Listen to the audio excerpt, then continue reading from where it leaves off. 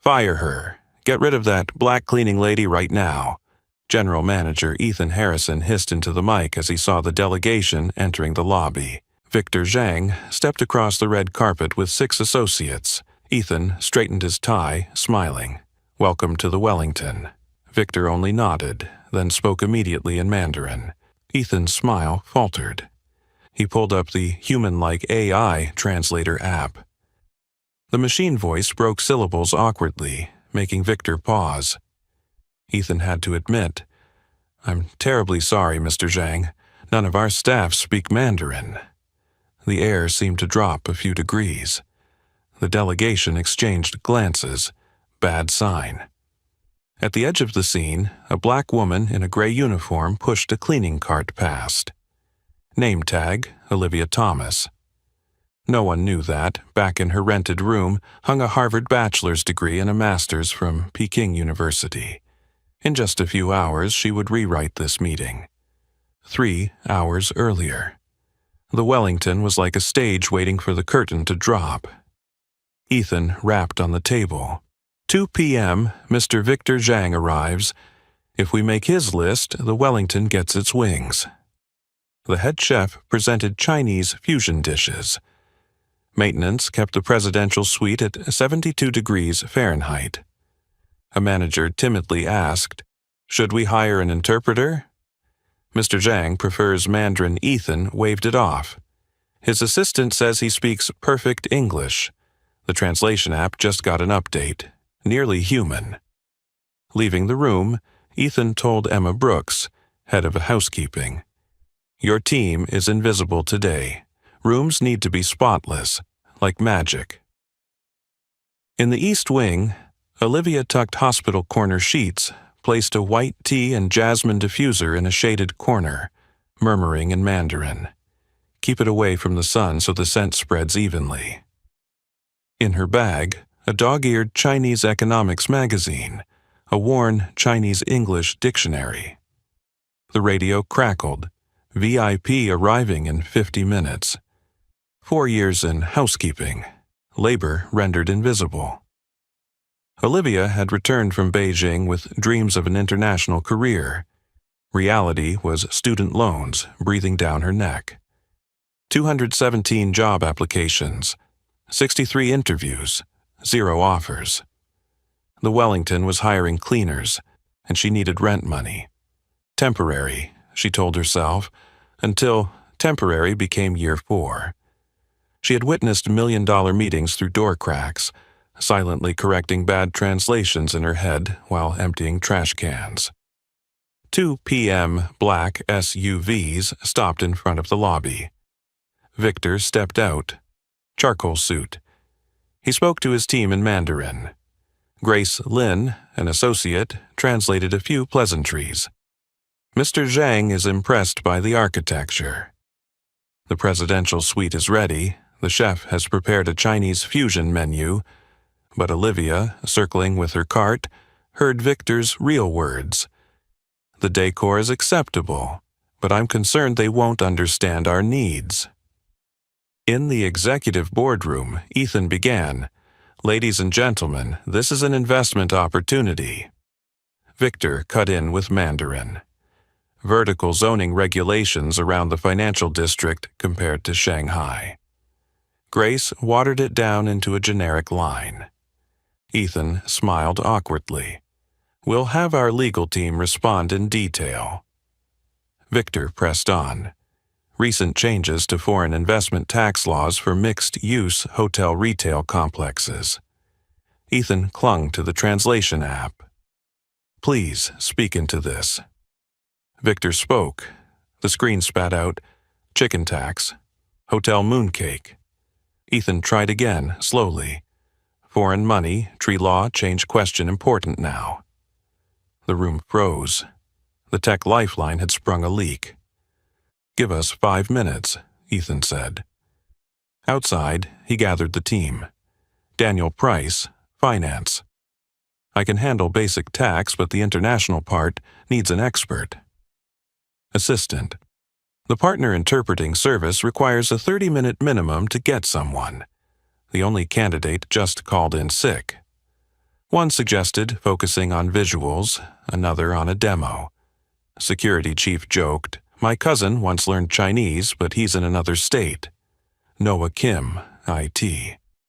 The app's for casual talk, not legal business vocabulary. Ethan realized. Time's up. Back inside.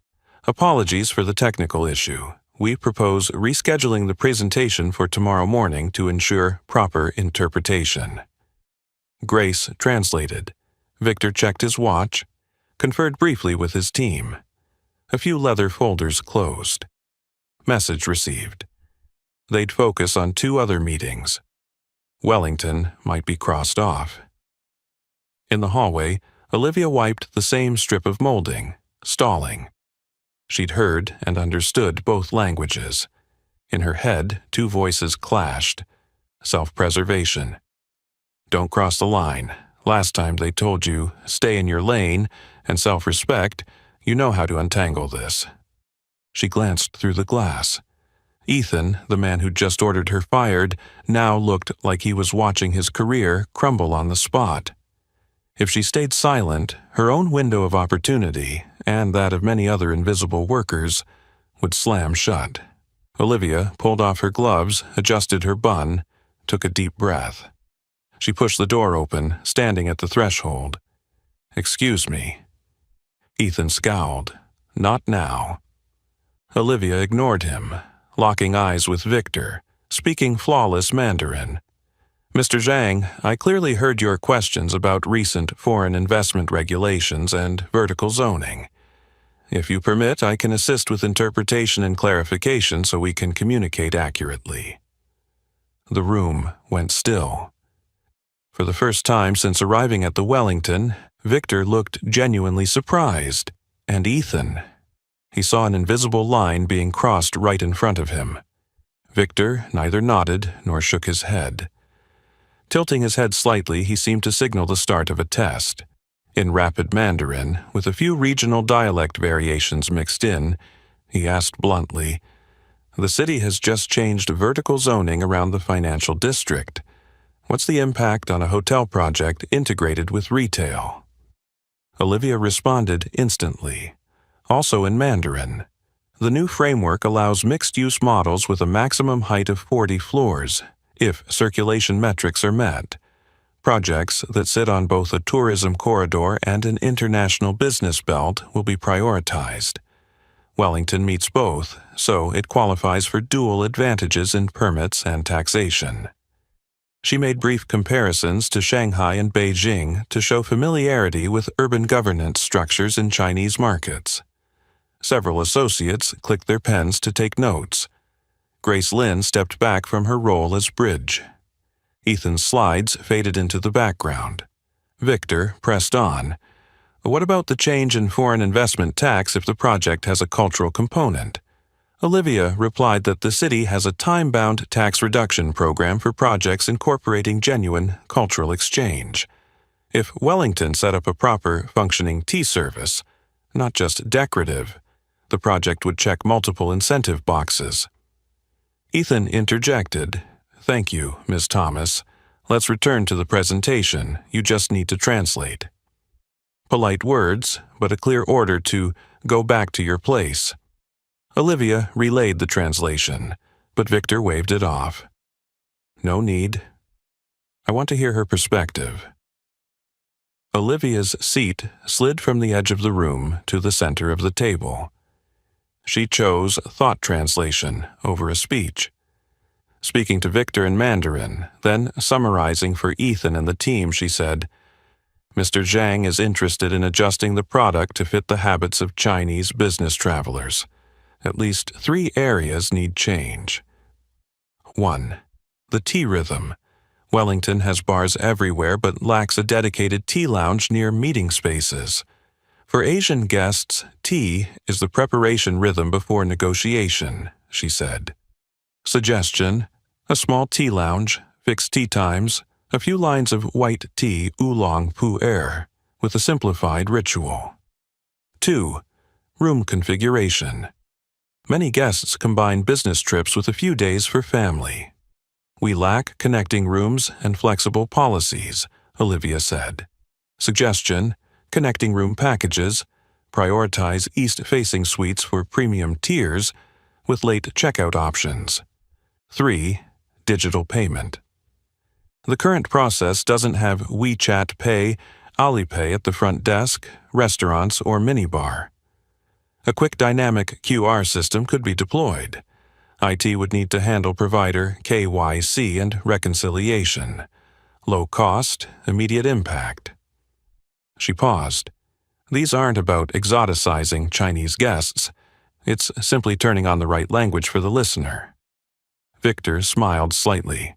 Product market fit in the cultural sense. Ethan tried to steer back.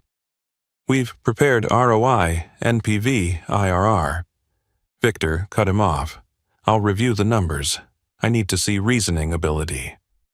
Then he accelerated his speech, tossing in jargon only insiders use. Compared to my asset in Shanghai, what risks at the Wellington need immediate explanation to authorities? Olivia outlined 3 concise risks. 1.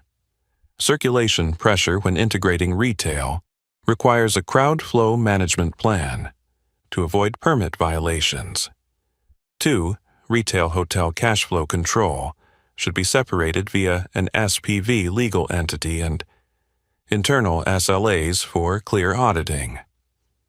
3. Localized communications. Avoid surface-level cynicization. Focus on effective messaging for the business traveler segment. The atmosphere shifted. Pens raced. Grace looked at Olivia as an equal. Victor leaned in. Academic background? I graduated from Harvard in International Relations, Master's in East Asian Linguistics and International Business from Peking University. I lived in Beijing for 5 years. Advisor? Professor Li Wei. Victor laughed. My wife's cousin. A thread of Guanxi sealed trust. Olivia didn't stop at credentials. She landed on a 30-day solution. 1. Tea lounge plus tea schedule. 2. Integrate WeChat Pay / Alipay. 3rd. Multi-generation room package. 3 pilots, low cost, measurable, she said, deliberately stressing measurable. On feng shui she was succinct. Treat it as a framework for attention to flow. East-facing water elements, privacy levels, expressed through operations, not talismans. Victor turned to Ethan. I want Ms. Thomas in this meeting not just as an interpreter, but as someone who understands both cultures. The slides can wait. It was an order. Ethan forced a smile. Of course. He looked at the remote as if it were useless. In the minutes that followed came a rapid-fire exchange on zoning, cultural exchange tax incentives, and digital payment procedures. Olivia answered crisply, with examples and timelines. One associate leaned back, setting down his pen. This is refreshing. Victor smiled again. At the center of the table, the presentation had transformed into a co-design session, and leading it was the black cleaning woman who had been told to disappear at the start of the day. The door to power closed on every presentation that had been prepared for weeks, but opened precisely for the one person Ethan had wanted to make disappear that morning. The focus of the meeting was now squarely on the black cleaning woman sitting calmly at the front half of the table. Olivia Thomas. Victor rested his elbow on the table's edge, shifting his tone as though moving into the second phase of an interrogation. Suppose we put retail on the podium floors, with the hotel starting from the 6th floor up. What's the biggest compliance risk when integrating foot traffic? Olivia didn't need to look at any notes. First, traffic flow. The new zoning allows mixed use up to 40 floors, but requires proof there won't be a bottleneck during peak hours. Second, fire safety protocols must be separated by function. We'd need 2 independent yet complementary evacuation diagrams.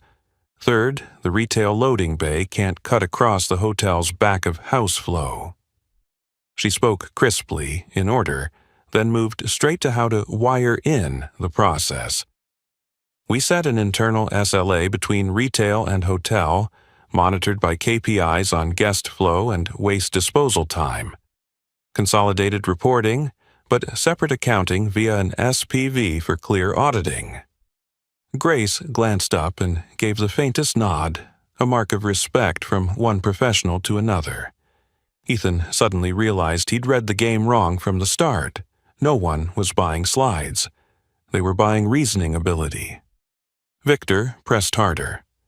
Compared to our property in the Shanghai Expo District, what would Wellington be questioned on first by the authorities? Olivia delivered 3 sharp points. 1.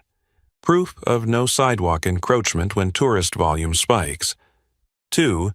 Noise reduction plans after 10 p.m. for the retail block. 3. An operational culture index measured by real behavior. T-Lounge usage rate, WeChat Pay, Alipay transactions, connecting room booking rate, avoiding surface-level cynicization. The associate to Victor's left put down his pen. Useful. Ethan tried to regain ground. We have strong ROI, NPV, IRR. Victor waved a hand. Not rudely, but decisively. I'll read the numbers. I want to see the logic behind them. Olivia picked up the rhythm without taking over the floor. We propose 3 30-day pilots. A genuine tea lounge with a fixed tea schedule, WeChat Pay/Alipay integration via dynamic QR at the front desk, restaurants and minibar, and a multi-generation room package with flexible late checkout. Each pilot tied to a KPI, F&B revenue during tea hours, number of digital transactions, connecting room booking rate, low cost, measurable, reversible if ineffective. The atmosphere shifted with something inaudible. Trust. Victor leaned back in his chair, moving into the identity portion. Your academic background? Bachelor's from Harvard in International Relations, Master's from Peking University in East Asian Linguistics and International Business. Lived in Beijing for 5 years. Advisor? Professor Li Wei. Victor smiled. My wife's cousin. A Guanxi link quietly locked into place. Ethan interjected, trying to be polite yet keep control. Miss Thomas will assist with interpretation, but for content we'd like... Victor shook his head. I want to hear her. The slides can wait. A few directors along the wall exchanged looks. The balance had fully shifted. Then Victor unexpectedly slowed his voice. With this capability, why are you in housekeeping? Not a trap. More the question of a business person assessing human risk. Olivia didn't complain. Student debt to repay. I've sent over 200 applications, gone through over 60 interviews. No one offered the right opportunity. Wellington was hiring cleaning staff. I needed rent money. I figured I could still learn while waiting for a door to open. She smiled faintly, and today it opened. Victor looked over at Ethan. The gaze was calm, but scalpel sharp. Grace translated every word. In my company, we have a talent identification program to avoid misallocation like this. Overlooking talent like Miss Thomas isn't just an oversight, it's a competitive disadvantage. Ethan swallowed hard. In a clear instant, he saw that all the operational finesse he'd prided himself on had blinded him to real people. Olivia didn't drive the point in. She steered the discussion back to solutions, a week-by-week cultural integration plan. Week 1. Survey tea menu, set tea lounge sound and light levels. Script a simplified tea ritual. Week 2. Integrate intermediary PSP, check KYC AML, train cashiers for dynamic QR scanning. Week 3. Configure room combos, adjust late checkout policy, test Mandarin language welcome lineup. Week 4. Measure KPIs, hold retrospective, decide on expansion or rollback. Victor's associates nodded at one another. They can execute. At that point, Victor leaned forward, speaking to Ethan through Grace. Your hotel has potential for our portfolio. Miss Thomas has identified compatibility I didn't see in the documents. Ethan exhaled, like someone pulling himself back from a cliff edge. We're grateful for the chance to prove ourselves, he said sincerely. Then Victor asked the closing question. What's Miss Thomas's official title at Wellington? Ethan hesitated half a second, enough for the room to hear the choice. Truth or spin. He chose truth. Housekeeping. Silence. Victor turned to Olivia, switching back to Mandarin. With your degrees and experience, you clean rooms? It's honest work while I find the right role, she replied. Victor shook his head slightly, a valuable resource placed on the wrong shelf. He pulled out a black and gold embossed business card, offering it with both hands in perfect etiquette. My direct contact. If you're interested, I'll review your file. No translation was needed. The gesture spoke for itself. Ethan watched, hearing no words but understanding all of it. He turned to Olivia, his voice less rigid. After the meeting, let's talk about your role at Wellington. As Victor's team stood, Grace shook Olivia's hand. Professional to professional, you did well. Victor's final words through Grace came as an investor's warning, even with his wallet open. I suggest Wellington review its talent policy. In a global economy, ignoring ability like Ms. Thomas's is tying your own hands. Ethan nodded, no longer defensive. We understand. The door closed. Ethan stood still, fingers unconsciously gripping the remote, a relic of the old way. Olivia stood by the table, looking at the black card. On the back, a phone number was embossed deep. She thought of her cramped rental, the overdue notice still taped to the mirror. Suddenly, both felt small compared to the new space that had just opened up, a career in its rightful name. Olivia inhaled, slid the card into her pocket. For a moment, the crystal chandelier's light reflected off the table like silver Mandarin characters. She knew. Today, she hadn't just saved a deal. She had redefined Wellington and herself. 1 month later, the elevator doors opened onto the executive floor. Confident footsteps struck a steady rhythm on the marble floor. Olivia Thomas, no longer in her gray uniform, stepped out in a charcoal suit, her new name badge gleaming, Director of International Guest Relations. On her desk sat a jade-green ceramic teapot beside a QR code scanner, 2 symbols from 2 worlds she had bridged. On the shelf, books on linguistics, hotel management, and project management.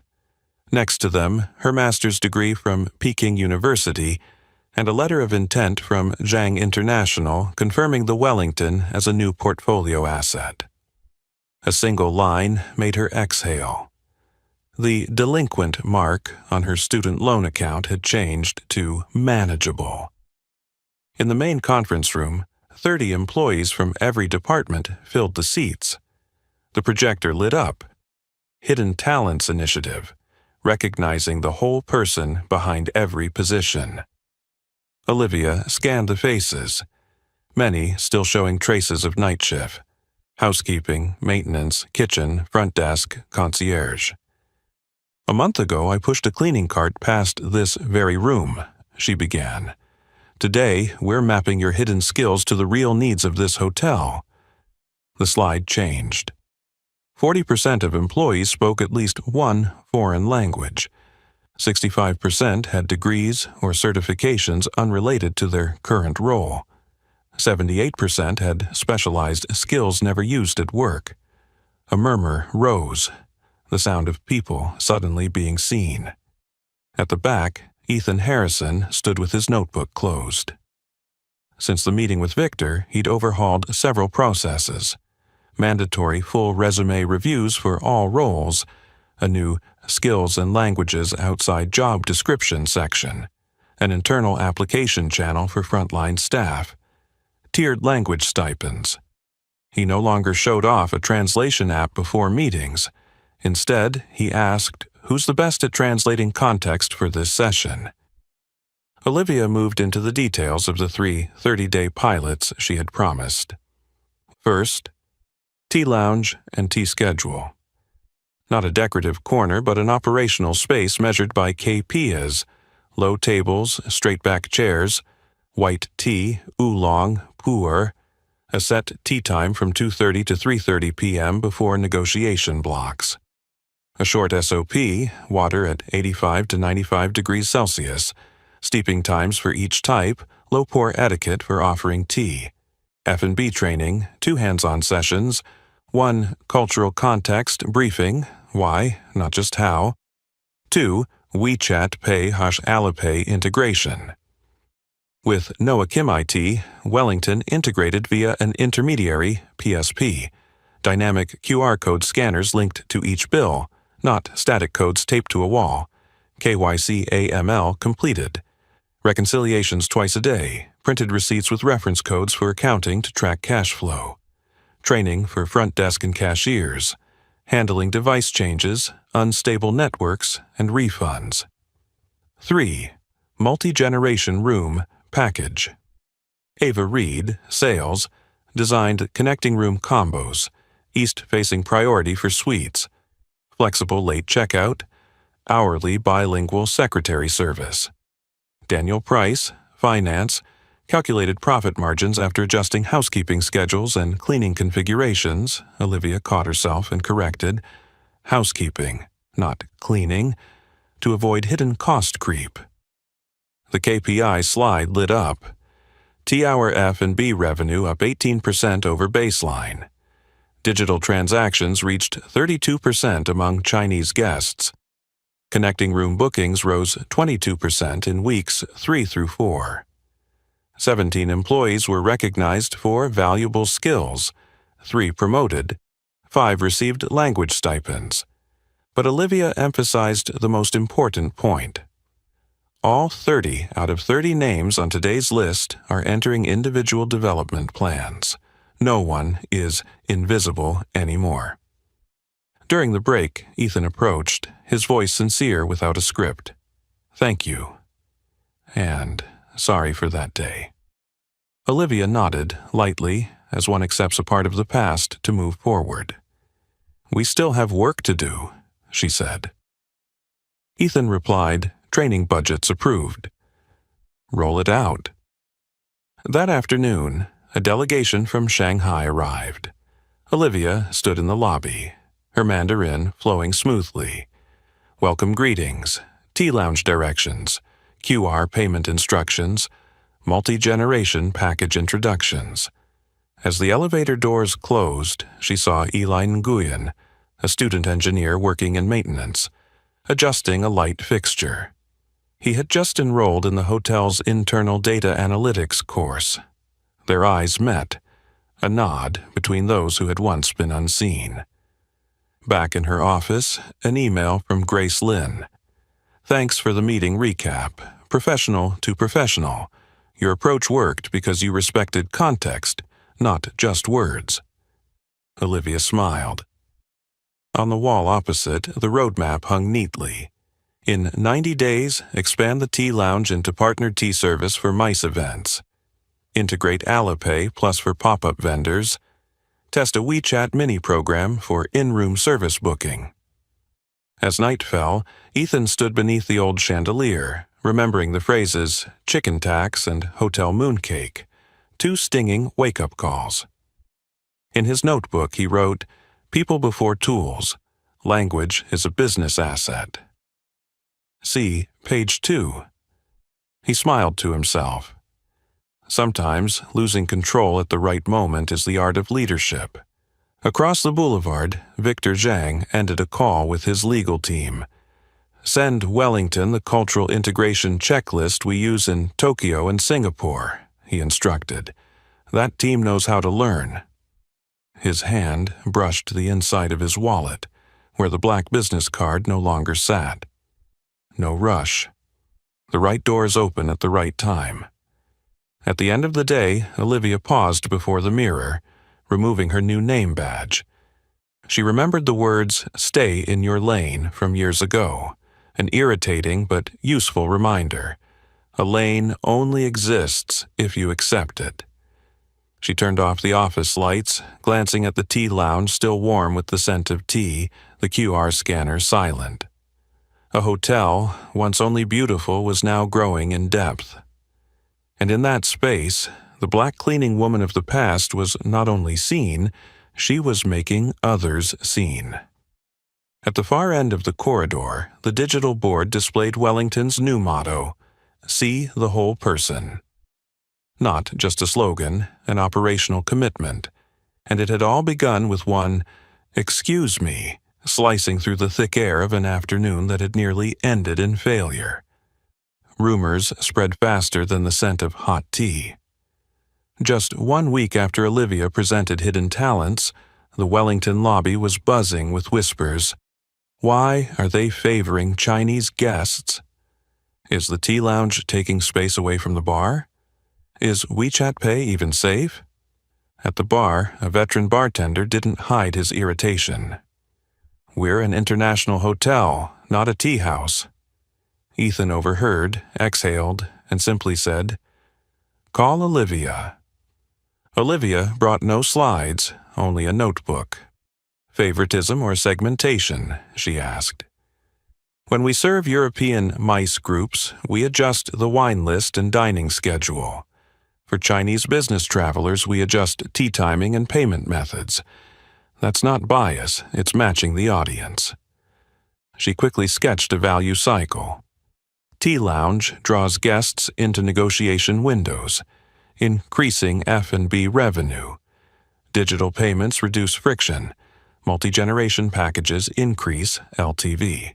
The bartender lowered his voice. "Fine, as long as it doesn't turn into a show." Olivia smiled. "Agreed. Real rituals, real operations, real KP is. If not, we scrap it." That afternoon, an unplanned stress test hit. A delegation from Shanghai finished lunch and wanted to pay with the WeChat Pay. The scanner threw an error. The cashier retried, still red. Noah Kim, IT, rushed over. PSP blocked the transaction due to a flagged MCC risk. Daniel Price, Finance, went pale. How do we get this into the books today? On the PSP's back end, a risk hold warning flashed yellow. If not cleared within 60 minutes, it would go to manual review, meaning frozen funds. Olivia stepped into the lobby, switched to Mandarin, and asked the guests for 5 minutes. "We're verifying our merchant category code to ensure compliance. Today's afternoon tea is on the house." She signaled to Sophia, F&B, to serve assorted dim sum, not to appease, but to keep the pace steady. Turning back, she told Noah, "Call the PSP account manager, put it on speaker." In 7 minutes, Olivia explained, using PSP's own terms, MCC, dynamic QR, settlement batches, then immediately sent a bilingual email with a transaction flow diagram and the hotel's internal SLA attached. 12 minutes later, the account manager cleared the flag. "Reassign proper MCC 5812 for F&B, granting temporary exception." The scanner turned green. The guests paid, smiling. Joignier, or professional. Before anyone could breathe, City Inspector Roger Fields appeared to check the tea lounge. He flipped through his notes. "Does this area prepare hot food? Where's your food service permit?" Even a minor violation could shut it down temporarily. Ethan broke into a sweat. Olivia presented the tea lounge SOP. No kitchen, no open flame, only temperature-controlled electric kettles. Cold prep food from a licensed kitchen. She proposed a reclassification. Beverage service with ceremonial elements. Roger studied the layout, noted changes, then nodded. Post heat warnings and update seating maps to maintain clear egress. I'll grant temporary approval. Ethan nearly leaned against the wall in relief. Later that afternoon, Linda Parker, Regional VP, arrived to audit Wellington's compliance with Zhang International's LOI conditions. Linda was a stickler for process, SOPs, checklists, KPIs. She walked the tea lounge, ran a hand along the rim of a teapot. Nice initiative, but can it scale? Olivia didn't sell it with pretty words. She handed over an 18-page playbook. Role definitions, SOPs, KPIs, equipment specs, safety checklists, and 3-session training scripts. Linda flipped through, stopping at a page labeled Translate Context, Not Words. Whose line is this? Grace Lynn, Olivia answered. Linda nodded slowly. In the boardroom, Linda questioned Ethan. Why has Ms. Thomas, a former black housekeeper, become a director so quickly? The question was genuine, not hostile. Ethan didn't dodge, because we were blind to talent, and because she saved the deal. Linda turned to Olivia. If I tasked you with writing a cultural integration manual for the entire chain, what would you need? Data, Olivia replied. A breakdown of guest behaviors by nationality, length of stay, LTV, POS log access to measure tea lounge impact, and a training budget for frontline teams. Linda's lips curved slightly. Reasonable. But resistance in a system doesn't just come from regulations or technology, it comes from people.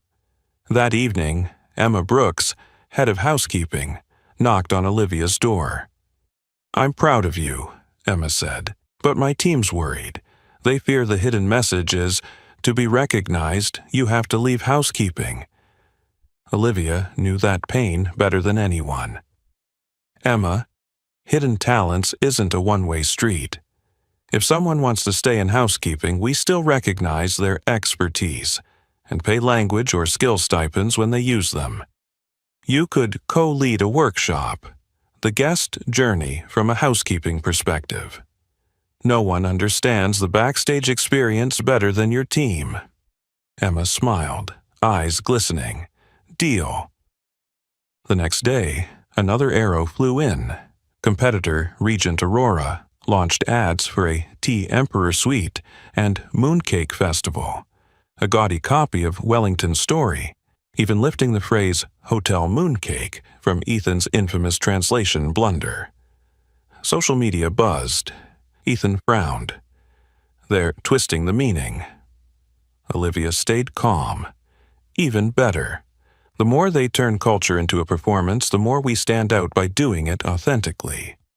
Her directive was sharp and simple. No gaudy decor, no cliché Chinese background music. Keep the tea rhythm and real conversations. That evening, Victor called. My board votes in 10 days. I want a live site readiness demo with these criteria: zoning compliance, digital payment integration, tea lounge in real operation, and immediate responses in Mandarin or Cantonese. My senior board member speaks Cantonese. Ethan looked at Olivia. She nodded. Done. Inside, she smiled faintly. Cantonese was another skill she had, once dismissed as too niche on her resume. Night fell, and the lobby went quiet. Ethan and Olivia sat beneath the chandelier, going through the checklist. Have you read page 2 yet? Olivia teased, half serious. Ethan grinned. Yes. And I'm learning to read the whole person. She jotted that in her notebook, closed it, and stood. The game had shifted, from proving to standardizing for scale. But first came the final test, where there was no room for decoration or promises. Demo day. The Zhang International Board's meeting was set for 8 p.m. their time. Here it was morning. The Wellington's boardroom had been turned into a live studio. Wide-angle cameras, clip-on mics, a split screen showing the tea lounge, front desk, POS dashboard, and zoning maps. Linda Parker sat in the back like a silent judge. Ethan ran through the final checks. Noah, signal steady? Steady. Sophia, T at 85 to 95 degrees Celsius. Yes. Daniel, cash flow model updated? It's in the sheet. Olivia took a deep breath, brushing her fingers lightly over the black business card in her jacket pocket. Not to flaunt it, but to remind herself of the standard she had to meet today. The storm came 10 minutes early. A travel Twitter account posted a meme, Hotel Moon Cake. Translate to close the deal? Under a garish ad from Regent Aurora. Teasing messages flooded in. Ethan pressed his lips together. We don't react. Olivia nodded. We do it right. She sent one line to the team. Don't perform. Serve. The feed went live. On screen appeared Victor Zhang and 5 board members, silver-haired, eyes difficult to read. To his right sat a thin, bespectacled man speaking Cantonese to Victor. Victor opened in English, then switched to Mandarin. Let's start with zoning. Olivia walked them through a GIS overlay, city map, vertical zoning and tourism business districts layered over the Wellington's location. We sit in 2 priority zones, qualifying for dual incentives, she said in Mandarin, then compressed it into English for Linda and Ethan. She zoomed in on evacuation routes, guest flow, and anti-bottleneck solutions for peak hours. The board took notes. The thin man beside Victor suddenly asked in Cantonese, I hear the city plans to add a heritage overlay here. Retail hours might be limited after 10 p.m. Impact? Ethan glanced at Olivia, heart skipping. She switched instantly to Cantonese. Yes, there's a proposed overlay. We've modeled 2 scenarios. A. Keep podium-level retail open until 9:30 p.m. B. Split retail into 2 zones, a quiet retail closing at 9 p.m. and an essential services zone running until 10 p.m. with noise reduction. NPV drops 1.8% in Scenario B, but tax incentives remain as the cultural exchange element still qualifies. Switching to English, she cued Daniel, who pulled the ROI sheet onto the side camera, underlining the NPV line. Victor nodded, moving to digital payments. Olivia handed off to Noah, who demoed dynamic QR linked to bills, a mock refund, and end-of-day reconciliation. A board member asked about AML. Noah replied crisply, We use a PSP with integrated KYC/AML, batch-controlled refund gateway, and transaction limits, flagged by guest nationality rather than currency. Olivia added in Mandarin, This reduces false positives and fund holding time. The thin man smiled faintly. Tea Lounge went live. Sophia poured tea without theatrics, just precision. Olivia explained, This ritual sets the pace for business dialogue. KPIs are T-hour F&B revenue, conversion rate to meetings, and satisfaction scores. No canned background music, no excess decor. In the chat, a board member typed, Compared to Regent Aurora? Olivia didn't disparage them. She gave numbers. We don't run off-season mooncake festivals or hang lanterns. We train staff to understand the why, not just the what. As a result, Chinese guest repeat visits rose X% in the first weeks, and average stay length increased by 0.5 days. Just as the Tea Lounge segment was running smoothly, Inspector Roger Fields unexpectedly returned for a follow-up on warning signs and exits. A new staffer had moved 2 chairs, blocking a third of an exit route. Roger frowned. Ethan went pale. Olivia signaled to stop pouring, slid the chairs back to the marked line, showed Roger the updated floor plan, and, speaking his language, said, We own the miss. Roger nodded, signing the digital acknowledgement. It all unfolded on camera. On the board's screen, Victor tilted his head. This was a safety culture lesson worth more than any slogan. The Q&A turned to people. A female board member asked in Mandarin, "You were once a black housekeeper. Now you're a director. How will your system avoid missing others like you?" Ethan answered in English.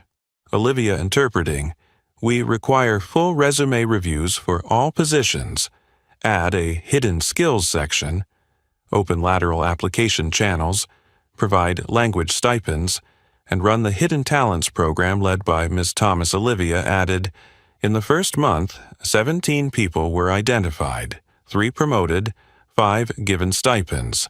All 30 in the pilot have individual development plans."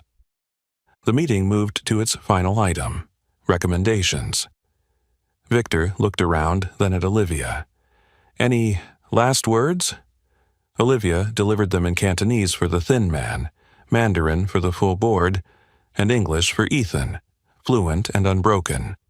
The Wellington chooses to serve context, not perform culture. We've embedded culture into processes, not backdrops, into KPIs, not decorations. If given the opportunity, we'll open our operations book for your team to verify any time. She bowed slightly. Victor muted, conferred privately for 90 seconds, long as an hour. When the feed resumed, he spoke slowly, through Grace Lynn acting as secretary today.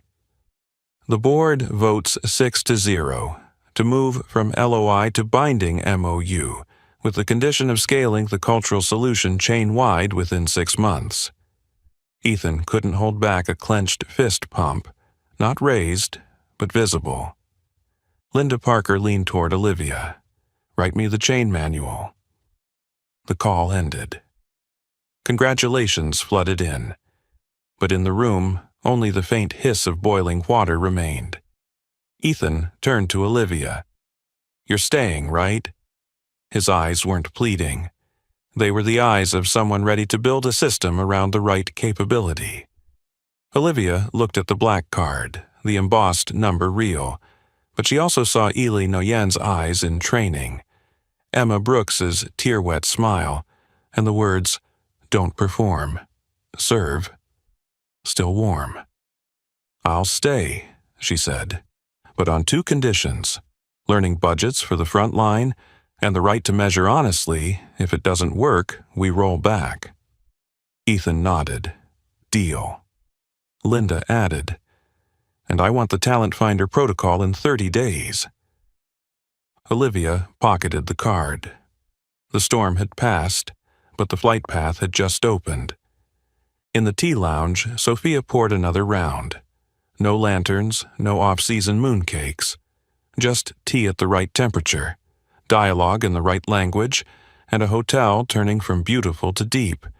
Beginning the day, one woman stood at a threshold and said, "Excuse me." The kickoff meeting for the Talent Finder Protocol, TFP, was packed. Linda Parker, Regional Vice President, Ethan Harrison, Olivia Thomas, Carla Monroe, HR, Jared Holmes, Legal, Daniel Price, Finance, Noah Kim, IT, Emma Brooks, Head of Housekeeping, Union Rep, Tom Delgado, and Operations Manager Cheryl Owens. Linda was direct. "In 30 days, I need a standardized process to find, verify, redeploy hidden talent. With a matching compensation policy, deliver that, and I'll scale it chain-wide." Carla flagged the risk. Measuring hidden talent can slip into favoritism, or worse, discrimination. Jared added, "We need objective evidence and an auditable record." Tom tapped his pen. "And we can't send the hidden message that, to be seen, you have to leave housekeeping. Seniority still needs to be respected." Olivia laid out a 12-page draft. TFP equals 3 tracks. 1. Discover. Anonymous survey redesigned, not just ticking, speaks a foreign language, but describing context of use. Page 2 rule. Read the entire resume, especially education skills. Open Lab. A 30-minute trial roll session, e.g., handling a language scenario, building an SOP, solving an ops case. 2. Verify. Blind review by a panel stripped of personal info, no name/uniform/department. Scoring against a 5-criteria rubric: technical accuracy, context, business impact, safety, ethics.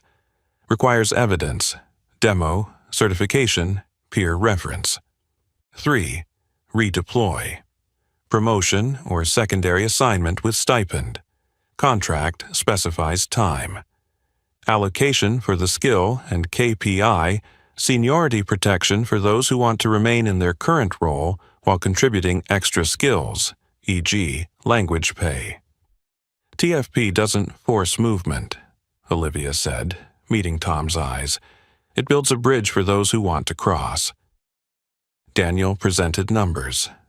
After 1 month of T-Lounge plus digital payments plus multi-gen rooms, RevPAR was slightly up. T-Hour F&B plus 18%, digital transactions at 32% for Chinese guests, ADR steady. Carla stayed cautious. I need a 6-month ROI. Ethan interjected, "This isn't a social program. This is competitive workforce strategy. The cheapest resources are the ones we already have but don't use." Jared insisted on legal guardrails, anti-discrimination commitment, transparent selection steps, no penalty opt-out from dual roles. Olivia agreed. Add an independent complaint line, log every TFP decision for audit. Linda jotted, "Good." Next. Bad news hit. Regent Aurora launched a Tea Emperor Suite campaign with lanterns, canned Chinese music, and a mocking slogan, Hotel Moon Cake. Social media revived Wellington's old translation blunder. Ethan scowled. Olivia stayed calm. Don't perform. Serve. Open a public class. Tea in operations, not in performance for the local press. Let anyone see the real SOP. Linda blinked, bold but true to the spirit. The open class exceeded expectations. Sophia, F&B, poured tea at the correct temperature. Olivia explained tea rhythm as a negotiation stage. Noah demoed dynamic QR. Roger Fields, inspector, dropped by and gave a short nod. A blogger tried to corner her. Isn't this catering to Chinese guests? Olivia replied, no. This is giving a segment its language. For European mice, we adjust wine and mealtimes. For Chinese business travelers, we adjust tea and payment. Fairness is everyone gets their own language. That afternoon, a delegation from Shenzhen visited, accompanied by the mother of a partner company's CFO, an elderly lady who spoke only Teochew. Grace Lin was stuck at the airport. At the desk, communications stalled. Ethan looked at Olivia. She pulled up the fresh TFP survey. Section Rare Languages. Lin Tran, pastry cook of Vietnamese Chinese heritage, listed Teochew, family level. Emma brought Lin up. Lin greeted the lady in Teochew, voice as soft as worn silk. The woman's smile lit up like a switch. Minutes later, she was seated in the tea lounge, fingers tracing the porcelain cup like touching a memory. Olivia stood back, letting the moment work. Afterward, the CFO shook Ethan's hand. Small detail, big trust. Late that night, Regent Aurora emailed Olivia an offer. Global Cultural Strategy with a sweet salary. Olivia smiled, filed it straight into noise. She had more urgent work, finalizing TFP. Over the next 3 days, Olivia and Carla refined the rubric. Jared tightened the legal language. Tom proposed fairness weighting for night shifts. Emma authored a guest journey from backstage module to honor housekeeping craftsmanship, from hanging coats without creases to placing white tea and jasmine diffusers so scent spreads evenly without irritation. Noah built an internal portal for staff to submit 90-second skill videos. In plain clothes, no uniforms, no names, only an ID code. At the first evaluation session, the boardroom was taut as wire. Videos rolled, a front desk clerk speaking business Japanese, a security officer presenting a bilingual evacuation map, a kitchen worker explaining allergy safety in Spanish and English, Eli Nguyen demoing a dashboard reading POS logs by T-hour segments. When the panel scored, no one knew who they were judging. Blind IDs make you listen to the content, Linda murmured. On day 30, Olivia placed TFPV 1.0 on Linda's desk. 1 playbook, 35 pages, 6 SOPs, 3 rubrics, 1 data portal, 1 complaint line. Ethan read, this time starting with page 2. Linda signed a green light for 3 pilot hotels. 6 months to roll chain-wide, she said. Brace for the storm. The storm came early. Forecast, widespread power outage. Friday night, the exact night of the Zhang International Board's family banquet at the Wellington. No power equals no network, equals no QR, Noah hissed. Daniel frowned. Manual reconciliation will be a nightmare. Roger Fields texted, outage, surprise safety inspection. Ethan looked at Olivia. She nodded, the old mantra surfacing. Don't perform. Serve. They opened the emergency plan book. Tomorrow night the wires would cut. People would have to connect. Wind lashed the windows like a whip. 1906. The city went dark, block by block, until Wellington itself blacked out. Amber emergency lights flickered on. The generator didn't start. An oil sensor had tripped a fault. Plan Delta, Ethan said, voice flat as a steel ruler. Noah bolted for the engine room. Sophia Martinez half drew the tea lounge curtains, turned on warm flashlight beams. Emma Brooks deployed her housekeeping team to lay guide lights along the corridors according to the practiced map. Olivia opened the emergency ops manual. Page 1, safety page 2, communication page 3, core services. 1911. The Zhang International Group arrived by the glow of phone flashlights. Victor Zhang entered last, beside the Teochew-speaking elder from the other night. Olivia bowed in Mandarin, then switched seamlessly to Cantonese. Power will be back soon. We've set up lit paths and safe hot water. The elder squinted, smiled. Danding, calm. The first knot loosened. Digital payments were down with the network. QR codes useless. Noah called up. Generator in 10 to 12 minutes, but the external network might still be unstable. Trigger offline mode. Olivia turned to the desk. Paper ledger. IOU forms per legal template. Sonia Patel, front desk, prep bilingual forms. Daniel, attach reference codes for reconciliation. Ava Reed, stagger guests into small groups. Sonia pulled out pre-approved forms with Jared Holmes's sign-off, clipped them to wooden boards. A small sign reading, Don't Perform. Serve, was placed alongside. A freelance reporter raised a camera. Emma stepped in with a soft smile. Ma'am, safety first, images later. Please follow this way. Gentle voice, steady hand. The kind of backstage authority no class teaches. 1916. Roger Fields appeared like a shadow inspector. Exits? Emma pointed to the lit path. Heat sources? Sophia lifted the electric kettle with temperature limiter. Warning signs already affixed. Roger nodded, jotting quickly. Compliant. Temporary event. Ethan exhaled. Not a win, but still on their feet. 1918. The generator roared to life. White light returning in patches. External network still shaky. Noah switched POS to internal batch offline mode. Eli Nguyen set up a battery-powered router to keep security cameras and dispatch online. Priority: Tea Lounge, Front Desk, Elevator 2, Noah said. Number 3 for medical emergencies only. Olivia nodded. relaying in Mandarin Cantonese to Victor's group. No music, no show. The tea rhythm ran on human voices. Tea lounge. Sophia poured the first round in the warm glow. White tea for the elder, oolong for the board, pu'er for Victor. Olivia explained in Mandarin. Tea is how we slow urgency to make room for dialogue. The elder smiled, waved his hand. How? Man Lai, good, take your time. A small network dip froze the POS.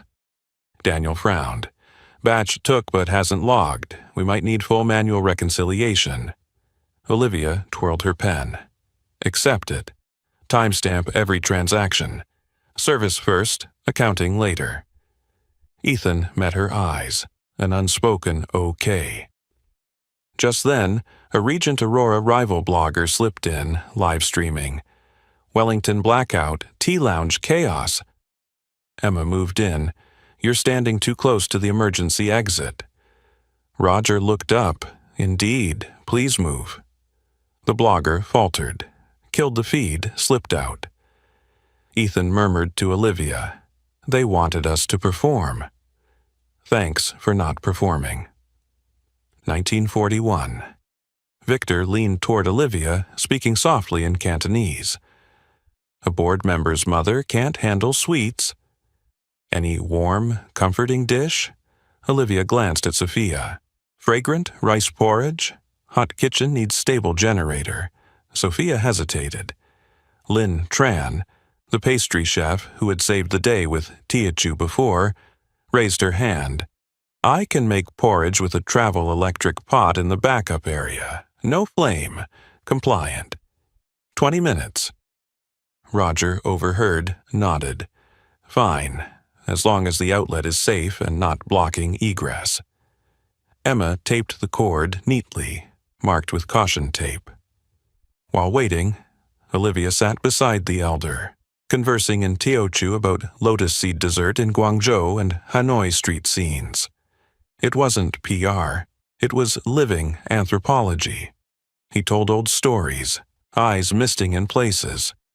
The board listened silently to the slow cadence of a rare language. When the porridge arrived, he tasted it, nodding 3 times. Olivia said just one sentence to Ethan in English. Trust accrued. 20:05. External network slowly returned. POS pushed the batch. QR codes turned green again. Sonia collected IOUs. Daniel flagged reconciliations. Noah sent uptime reports to Linda. Eli photographed the guidelight layout, logging on off times. Everything left a trail. At the close of the meal, Victor rose. No microphone. Tonight, he said in English, then switched to Mandarin, I saw a hotel use people as its backup wiring. He glanced at the elder, who spoke a few lines in Teochew. Olivia translated. The lights went out, but hearts stayed bright. Light laughter rippled through the room. They moved to a small meeting room. No live stream, no cameras. Victor set a leather folder on the table, looked at Linda, then at Ethan and Olivia. The board proposes advancing the MOU to a master contract, provided Wellington trains 3 hotels in the chain on TFP within 180 days and delivers the chain-level cultural playbook. Linda exhaled, shoulders dropping half an inch. On behalf of the region, we accept. People drifted out. Victor stayed with Olivia. He pulled from his wallet another black business card with handwriting on the back. Director, East-West Strategy, new position at Zhang International. He spoke in Mandarin, then switched immediately to English, knowing this was a life decision. You have 2 doors. Stay and build a system for the hotel industry from within, or come with me and build bridges for many industries. Both are right. I just don't want you to shrink. Olivia was silent. In her pocket was her new badge, Director of International Guest Relations, and in her wallet the old frayed housekeeping ID, a reminder of the black housekeeper who was once invisible. The power was back, But one thing shouldn't be switched on too fast. The answer. She looked up. If I go with you, I want to set up a Hidden Talents Scholarship Fund for frontline employees, flexible grants to transfer skills, and a research lab with Professor Li Wei on context-based translation in business. Victor paused half a second, then smiled. Deal, if you accept. Outside, the tea lounge was neatly closed. Emma switched off the last warm lamp. On the table was the faint ring from a porridge bowl and the dry trace of a storm that had just passed. Wellington stood still, like someone who had realized some nights without power illuminate the essence of an organization. As for Olivia, she left the meeting with 2 cards touching in her wallet, one black, one white. 2 roads, one red thread. Don't perform. Serve. Professor Li Wei's name flashed on her screen. She answered. Professor. The War Room meeting opened at 7 a.m. On the glass wall hung the Wellington Hotel's chain map, red pins marking 3 pilot sites: Wellington Harbor, Wellington Midtown, Wellington Desert Springs. Linda Parker pointed to the 180-day countdown clock. At the end of this, she said, we don't have an Olivia story anymore, we have a system. Ethan gave a small nod. Olivia Thomas, once a black housekeeper, stood at the center of the room, Playbook of Culture and TFPV 1.0 in hand. The principle doesn't change, Olivia began. Don't perform, serve. Each property will build its own language, based on its real guest segments, no cookie cutter. Noah Kim, IT, held up the Network and QR Resilience Board, dual network layers, batch offline mode, battery-powered backup routers, standardized MCC codes. Jared Holmes, Legal, added SLA and audit trail. Every cultural or guest flow decision must leave a record. Carla Monroe, HR, clipped the blind ID rubric into the packet. Union Rep. Tom Delgado reminded, protect seniority and skill stipends. No one gets punished for staying in their original role. At Wellington Harbor, GM Marcus Hale frowned at the tea lounge.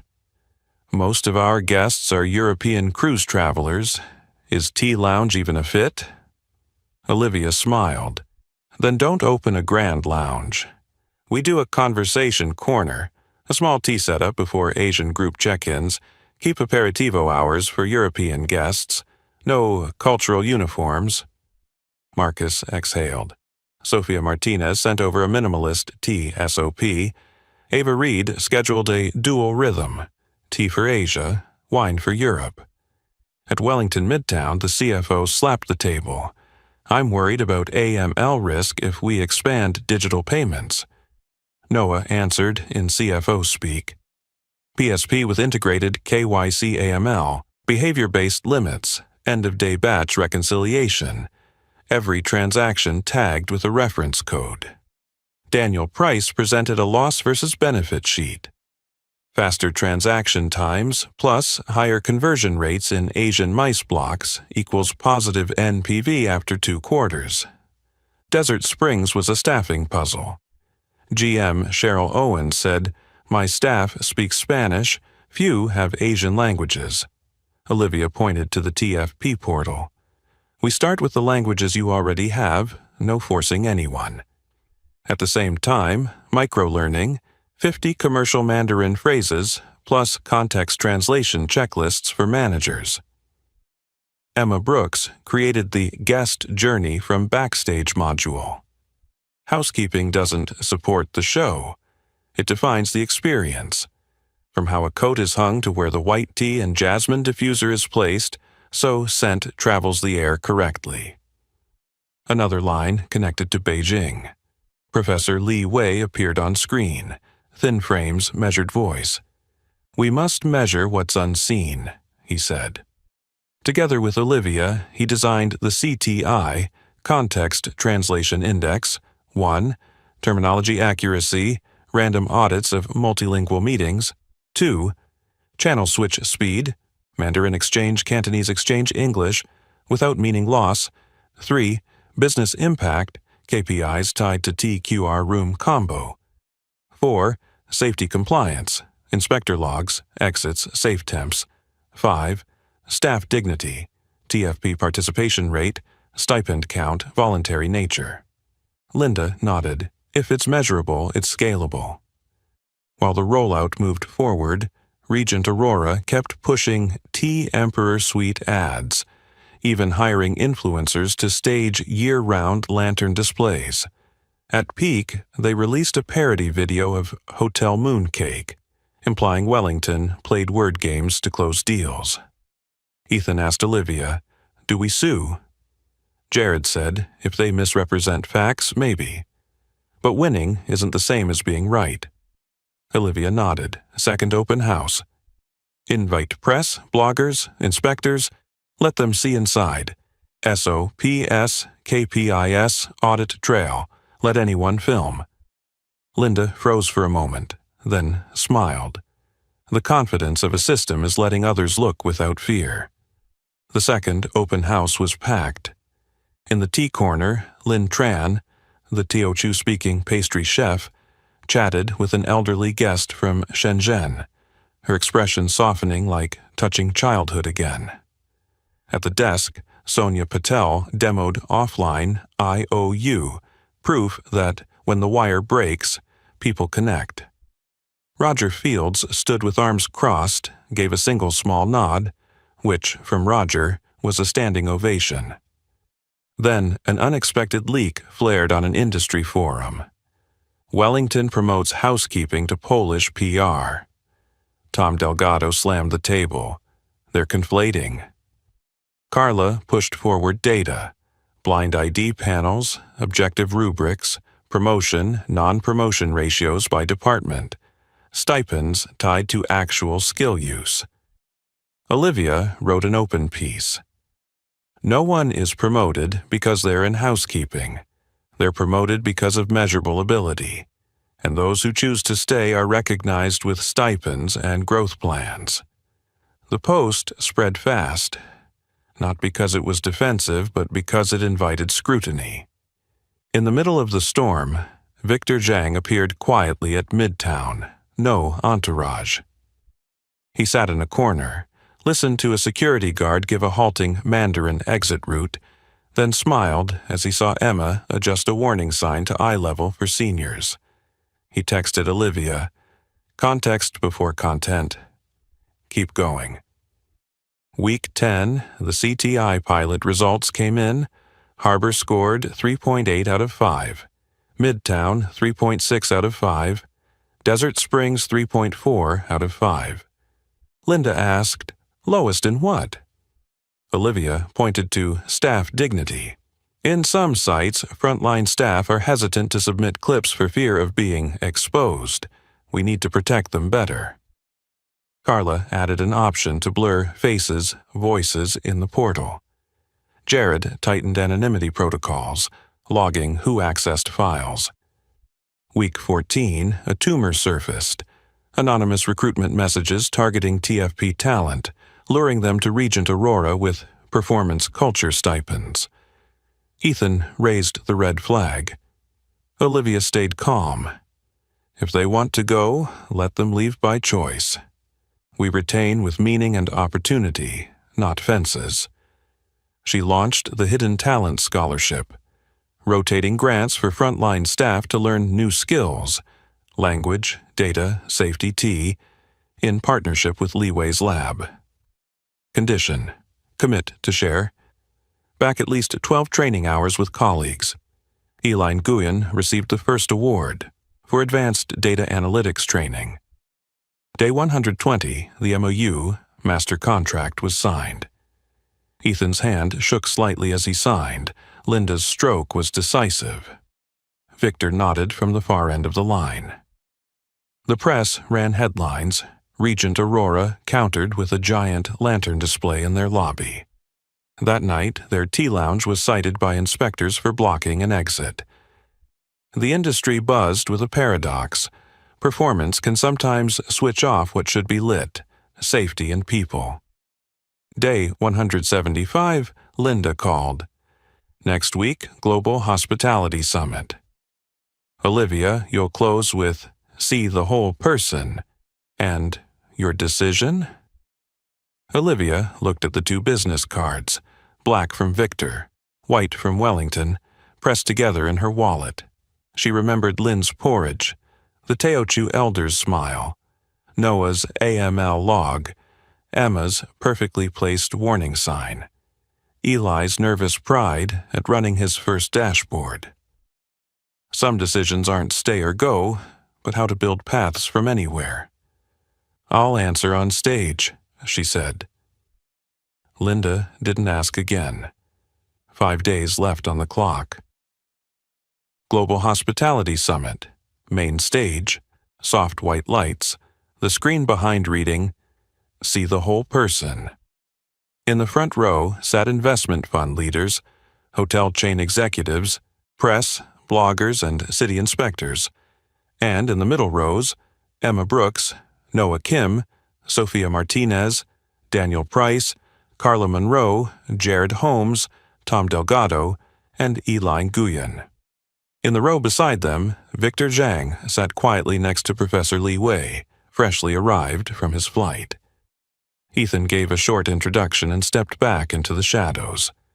Olivia walked on stage without a clicker. I'll start with a dark room, she said slowly.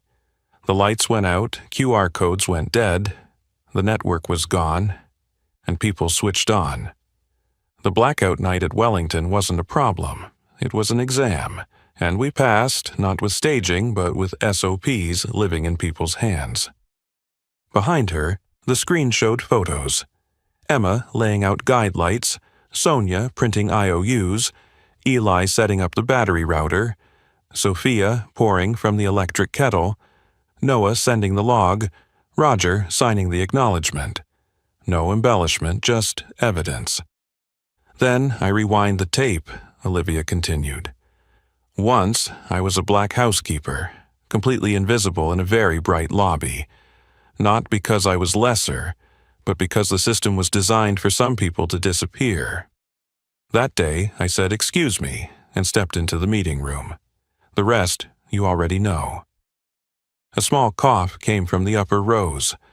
Olivia didn't flinch, just let a thin smile pass. She laid out the framework. TFP, Talent Finder Protocol, Discover, Verify, Redeploy. CTI-Context Translation Index, measuring what can't be seen. Hidden talents. Scholarship, grants for frontline staff, in return for 12 hours teaching back to colleagues. The screen showed 3 panels, no flashy slogans, each with its SOP, rubric, and form. We're not telling an inspiring story, we're operating. A reporter raised his hand. Isn't your PhD just PR? How do you stop culture from becoming a stage show to sell rooms? Olivia invited him to look at side-by-side photos. A Wellington tea lounge, straight-backed chairs, correct water temperature, no lanterns, and a garish competitor's lobby, unnamed, with a blocked fire exit. The difference isn't in props, it's in purpose, she said. We put culture into processes and KPIs, they put it in the backdrop. One side makes conversations easier and safer, the other makes prettier photos. An investor asked bluntly, ROI? Daniel stood from his seat speaking concisely. After 90 days, T-hour F&B plus 18%, digital transactions plus 32% in Chinese guest segment, higher return rate, low implementation cost, positive net present value in 2 quarters. But the biggest gain is reduced risk. When the network goes down, service doesn't stop. The investor nodded, numbers in his own language. A drama-loving blogger called out, "But what about Hotel Mooncake?" The room chuckled. Ethan covered his mouth. Olivia tilted her head. That was a lesson. When you outsource context to machines, the machine will hand you a punchline. Since then, we've invested in people, not to fight machines, but to put machines behind people. On the screen, context before content, people before tools. The close came. Linda Parker walked up and handed over a folder. Wellington formally issues the Talent Finder Protocol and Cultural Playbook chain-wide, she said. In 6 months, 20 properties will meet a minimum CTI of 3.8 out of 5.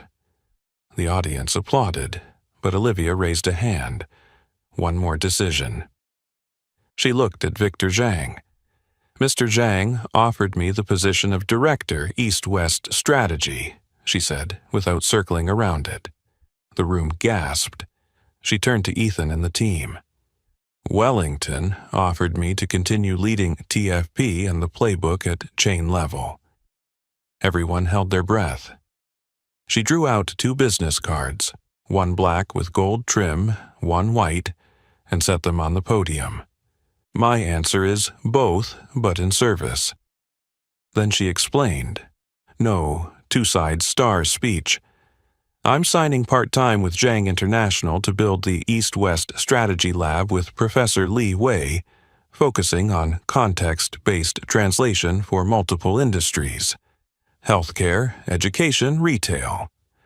At the same time, I'm staying at Wellington as Chief Context Officer, CCO, a new role tasked with guarding the principle. Don't perform, serve. All commitments are transparent in the contract, no exclusivity, hidden talent scholarship co-funded by both. Ethan exhaled as if setting down a heavy stone. Victor nodded, eyes bright with agreement. The applause wasn't rock show loud, but warm, like tea poured at just the right temperature. Emma wiped the corner of her eye. Noah sent Jared an open lock emoji. Eli looked down at his phone. The official scholarship congratulation email. During the break, a GM from another chain asked quietly, "What's your secret to staff not fearing stepping up?" Olivia replied, "Don't punish them for stepping wrong, as long as they step within a safe system. And when they're right, pay them, in stipends, promotions, and recognition in front of the whole organization." He nodded, scribbling, "Pay fairly with both hands." In the late afternoon, the Zhang International team invited the entire Wellington crew to a side room for tea. The Teochew elder lifted his cup, speaking slowly. Grace Lynn translated, but Olivia already understood. "He says," Grace smiled, "when tea is the right temperature, people see each other more clearly." The room laughed. That night, Olivia walked back into the conference hotel lobby. A janitor was bending to pick up a scrap of paper. Olivia stopped, helped him put it in the bag, then asked, as her new habit, "Do you have any skills we're not using here?" He hesitated. "I play clarinet pretty well." Olivia smiled. "Next week, the hotel needs a clarinet welcome for a group of scholars. If you want, upload a 90-second clip to the portal. No name, no uniform. We'll just listen to the music." She left, switching on her phone. In her inbox were 100 new Hidden Talent Scholarship applications. In the next tab was the Context Translation Index V2 draft from Professor Li Wei. At her fingertips was the map of cities where the playbook would travel. Each bright point was a chance to see a whole person. The story began with a whispered order: "Fire her." It ended with an open invitation: "Step in and be seen." And between those two ends of a red thread, a hotel learned to put people before tools, context before content, service before show. If you've read this far, there are likely invisible people around you too. Ask them one small question that opens the door. Do you have any skills we're not using? Then, step aside so they can walk into the light. And that's the journey from a cold "fire her" to the moment an entire system learned to see the whole person. Olivia's story didn't just save a deal, it sparked a new operational principle. People before tools, context before content, service before show. And you, have you ever overlooked a hidden talent in your workplace or community? Share your thoughts or experience in the comments below. If you found this story meaningful, don't forget to like, share so more people can hear it, and subscribe to the channel for more inspiring stories.